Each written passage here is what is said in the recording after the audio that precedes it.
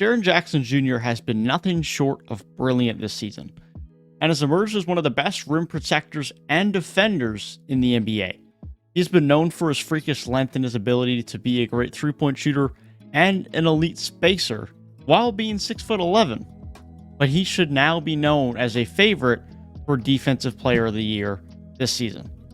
Jaren Jackson Jr. got his big extension this summer of 4 years and $105 million, and after coming back from an injury last season, there was concern by some about the length and the size of that contract. But Jaren has more than shut up those concerns and more. Jaren Jackson Jr. has not quite reached the heights offensively that he displayed in year 2, but the impact of Jaren Jackson Jr. on this roster has expanded and grown so much this season, and he has become much more than just an offensive presence. Now, is Jaren Jackson Jr. the perfect defender? Certainly not. And especially considering from a statistical standpoint, he's not putting up the rebounding numbers many people would expect. But it's also still worth noting that his impact defensively is elite, and those low rebounding numbers are not fully due to the lack of his rebounding ability. It is important to note that Jaren Jackson Jr.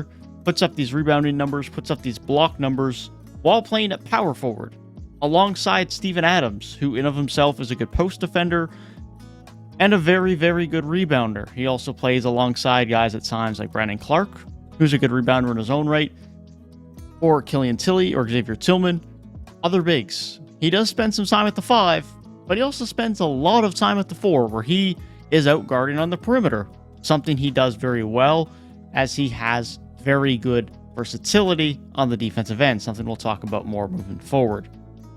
And it's important to note that level of versatility in his Defensive Player of the Year resume.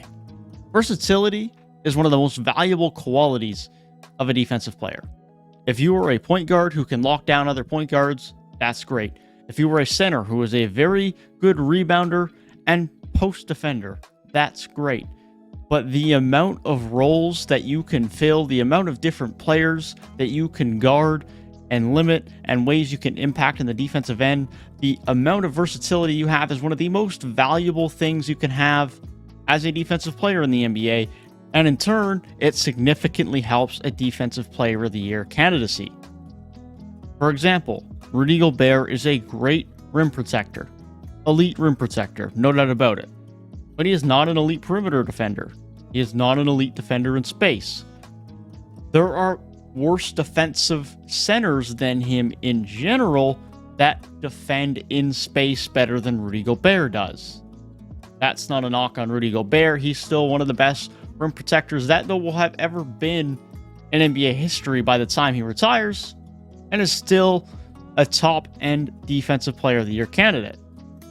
But having someone like Jaren Jackson Jr. who can be maybe not quite as good of a rim protector as Rudy Gobert at times, but can defend in space much better, can defend 4s or even 3s quite well, and even against guards, sure isn't exactly going to be the favored matchup, can still play very well against them defensively, and can defend quite well in pick and rolls. This impact that Jaren Jackson Jr. has on the perimeter and at the rim, while being impactful on and off of the ball, is what makes him so valuable for this Grizzlies team defensively.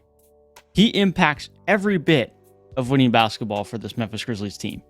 This Memphis Grizzlies defense is nowhere near the same caliber without Jaren Jackson Jr.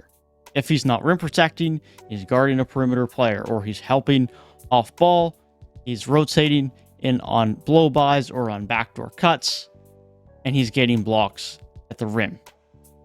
He simply impacts every bit of defensive basketball for the Grizzlies. But it's not just blocks. I know blocks is what gets recognized for rim protectors, and Jaren Jackson Jr. is far from the only guy who does this. But you can't just look at the block numbers. Jaren Jackson Jr. is someone who alters a lot of shots, and his block numbers aren't always as flashy as some other players are, because he isn't that flashy with his blocks. He doesn't really go hunting for them. His blocks are very under control. What I mean by that is most of Jaren Jackson Jr.'s blocks are either off the backboard from behind, or they're very under control where he's blocking them pretty much at the release out of the player's hands or very shortly after the release. In turn, they are not being swatted out of bounds, and in many scenarios, they are being lightly tapped towards a Memphis Grizzlies player that can then get a fast break opportunity. His blocks can quite literally be the definition of great defense results in great offense. It's also worth noting that because he doesn't go flying in for blocks on many occasions and he is very under control with many of his plays, he just alters and disrupts a lot of shots as opposed to blocking them. Sure, there are occasions where Jaren Jackson Jr. does swat them out of bounds and he does go looking for blocks. Any rim protector does. But for especially a young rim protector, I think of guys like Roy Hibbert at some point in times in his career, Hassan Whiteside early in his career, who really looked for those types of blocks. Mitch Robinson at times, even still, but especially in the earlier years of his career. Jaren Jackson Jr. for a young guy is very under control with his blocks.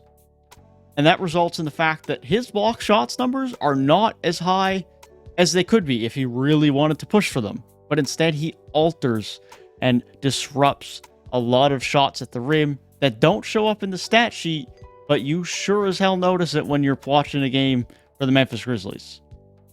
Sure, he can completely take over games with his block parties that he has on occasion, like he did against the Knicks the other night.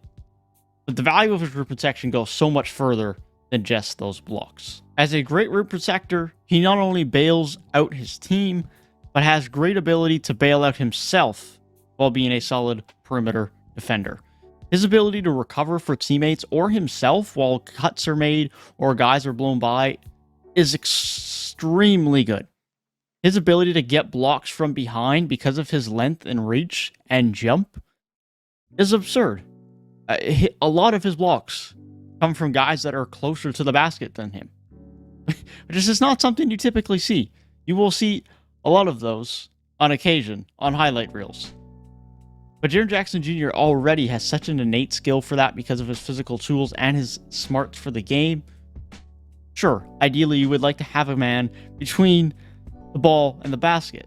But if you can have someone who can bail out your defense when there is no one between the ball and the basket, that is valuable. And that is something that Jaren Jackson Jr. does way more than most players do at his age, at his level of defensive impact. Do I think he is the number one favorite for Defensive Player of the Year? No. No, I don't. Nor do I likely have him as my pick if the season ended today. But he is one of the top candidates, and I would not be surprised if Jaren Jackson Jr. wins Defensive Player of the Year in his career. He has great versatility, he has great two-way impact, and is a great contender for Defensive Player of the Year.